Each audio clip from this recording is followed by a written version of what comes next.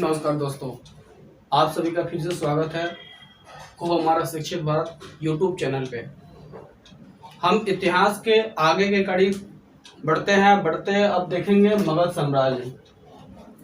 मगध साम्राज्य की जानकारी हमें बहुत विभिन्न स्रोतों से मिलती है। पुरातात्विक स्रोत है, जैसे जब खुदाई हुई तो मिट्टी वगैरह मिला। पौराणिक स्रोत है, महाभारत के अनुसार जब महाभारत खत्म हो गया तो भगवान कृष्ण की राजगद्दी मिल गई। तो उस समय मगध साम्राज्य की स्थापना बृहदत्त नामक व्यक्ति ने किया, राजा ने किया। और उनकी दो पत्नियां थी, लेकिन दोनों से कोई संतान नहीं थी।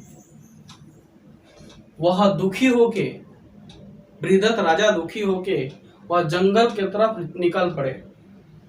जंगल के तरफ जैसे गए, उन्हें एक ऋषि मिले, महाऋषि चंडकौसी नामक एक महाऋषि मिले। और चंडकौसी नामक ऋषि के पास बैठे और उन्हें नमन किए। नमन करने के बाद राजा ने उनके बारे में हालचाल पूछा तो राजा यानी बृहदत्त ने बताया कि हमें कोई संतान नहीं है।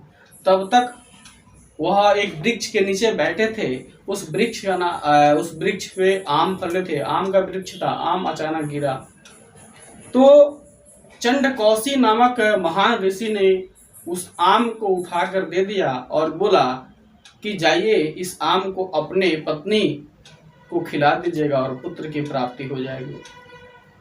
राजा बहुत खुशी से उत्साहित हो गए और उत्साहित होने के बाद राजा ने क्या किया, उस आम के 2 टुकड़े कर दिया और दोनों पत्नियों को खिला दिया। लेकिन जैसे ही संतान उत्पन्न हुई तो संतान 2 भागों में, बीच से कट के 2 भागों में बटी हुई प्राप्त हुई, संतान की उत्पत्ति हुई। अब जब राजा ने इस चीज को देखा, इस दृश्य को देखा, बहुत ही क्रोधित हुए। क्रोधित होने के बाद राजा ने क्या किया, उस बच्चे को जंगल में फेंक दिया। जंगल में फेंक कर अब क्या हुआ कि जब जंगल में फेंक दिया तो उसी जंगल में एक राक्षसी हुआ करती थी, जरा नामक राक्षसी हुआ करती थी। अब राक्षसी जो है, जब उस बालक को देखने के बाद वो हाथ मिली और सोची कि खाएं, मारने के लिए वो हुई। तब तक वह बालक 2 भागों में बटा हुआ था। दोनों भाग जैसे उस राक्षसी के हाथ में आई, दोनों स्पर्श हुआ। स्पर्श होने के बाद एक लड़का बन गया, यानी बालक बन गया। वो 2 भागों में था, दोनों भाग मिलके जुट गया। जुटने के बाद वह संघ के एक रूप में एक बालक तैयार हो गया। जब तैयार हो गया तो जरा नामक राक्षसी बहुत ही आश्चर्यचकित हुई और उस बालक के बारे में जानकारी प्राप्त करने लगी। तो उस बालक के बारे में पता चला, राजा बृहदत्त के पुत्र था। तो राजा बृहदत्त को वह वापस दे दी और वह राक्षसी किसी भी व्यक्ति को, मगध साम्राज्य के किसी भी व्यक्ति को कोई हानि नहीं पहुंचाती थी। तो वह बालक जरासंध बहुत ही शक्तिशाली राजा हुआ, बहुत ही शक्तिशाली राजा हुआ जरासंध। जरासंध ने आसपास के जितने भी राजा थे उनको उन्होंने बंदी बनाया, युद्ध में पराजित करके बंदी बना के मार देता था। उसे प्रतिज्ञा थी 1000 मनुष्यों की मारने की। अगर वह 1000 मनुष्य मार देता तो वह अमरत्व को प्राप्ति हो जाती। ऐसे पहले के जमाने में ये सब विचार चलते थे। तो बाद में क्या हुआ, बाद में भगवान कृष्ण की सहायता से उसे मृत्यु की प्राप्ति होती है। मृत्यु की जैसे प्राप्ति होती है, जरासंध खत्म होता है। यानी बृहदत्त, बता दिए, मगध साम्राज्य के प्राचीन वंश के संस्थापक बृहदत्त था, जिसकी राजधानी गिरिब्रज यानी राजगिरी थी। तो बृहदत्त राजगिरी थी इसकी राजधानी। इसका पुत्र जरासंध था। जरामन ये 2 आपस में 2 भाग में टूटा हुआ था। बालक के 2 भाग थे, दोनों भाग आपस में जुट गए। जरा नामक राक्षसी ने क्या किया, दोनों बालकों को आपस में जोड़ दिया, संघ कर दिया। इसलिए उस राक्षसी के नाम पे उस बालक का नाम जरासंध पड़ गया। तो जरासंध पड़ गया तो जरासंध पढ़ने के बाद क्या हुआ कि यह बालक बहुत ही यशस्वी था, बहुत ही ओजस्वी था, बहुत ही शक्तिशाली था। 1,000 हाथियों का इसमें बल था। तो भगवान कृष्ण की सहायता से भीम ने इसे क्या किया, गृह ब्रिज यानी राजगीर के आंखड़े में मल्ल युद्ध के द्वारा उसे क्या किया, पराजित कर दिया, मार दिया। उसके बाद इस वंश का, अब चलते हैं, मगध साम्राज्य का वंश आगे बढ़ता है। उसके बाद आता हर्यक वंश। हर्यक वंश की स्थापना बिंदुसार ने किया। बिंदुसार ने क्या किया, हर्यक वंश की स्थापना किया। हर एक एग्जाम में पूछता है कि मगध का प्राचीन वंश की स्थापना किसने किया, बृहदत्त ने। बृहदत्त का पुत्र कौन था, जरासंध। जरासंध के बाद आता है, अब कौन आता, बिंबिसार। बिंबिसार ने क्या किया, हर्यक वंश की स्थापना की। देखिए बिंदुसार और बिंबिसार दोनों में बहुत अंतर है, लेकिन हम यहाँ बिंदुसार हर्यक वंश की स्थापना कितना, बिंदुसार ने, और बिंबिसार ने हर्यक वंश की स्थापना कितना किया, बिंबिसार ने।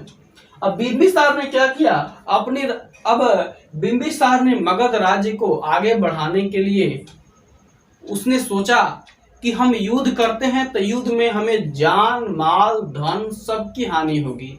तो उसने वैवाहिक संबंध स्थापित करके अपना साम्राज्य विस्तार को लिया। यदि किसी व्यक्ति, किसी परिवार से यदि शादी का संबंध हो जाए, शारीरिक संबंध, शादी का संबंध हो जाए, तो शत्रुता लगभग नष्ट हो जाती है।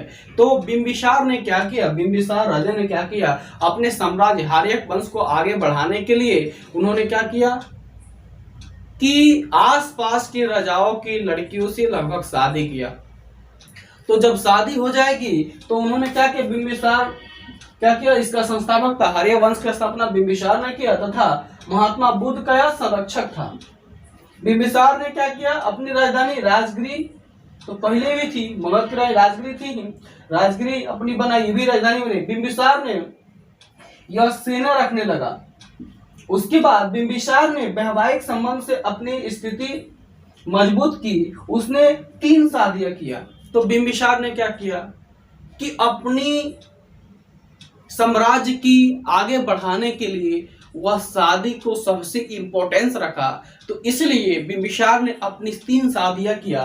पहला शादी थी महाकोसला से, कोसल राजवंश जो यूपी में पड़ता है, उसकी पुत्री से शादी किया जो प्रसेनजीत की बहन थी, तथा इन्हें काशी दहेज में मिल गया। अब देखिए, अब मगध को क्या मिल गया, काशी को दहेज में मिल गया। और दूसरा क्या मिला, कौशल राज मगध साम्राज्य की कौशल राज क्या हुआ, संरक्षण प्रदान करेगा।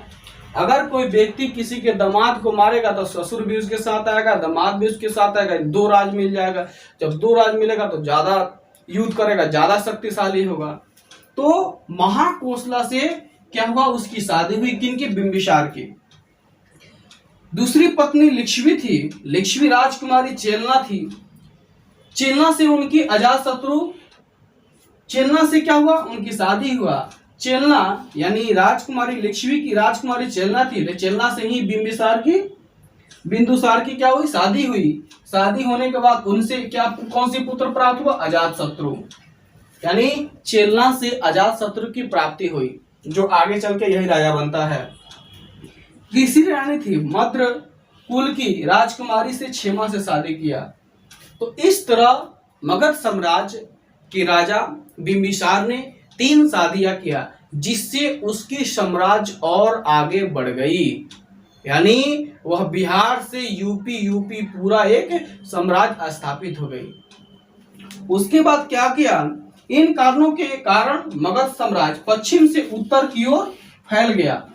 यानी अगर हम भारत की नक्शा बनाते हैं तो भारत की नक्शा जब देखेंगे, आज तत्कालीन भारत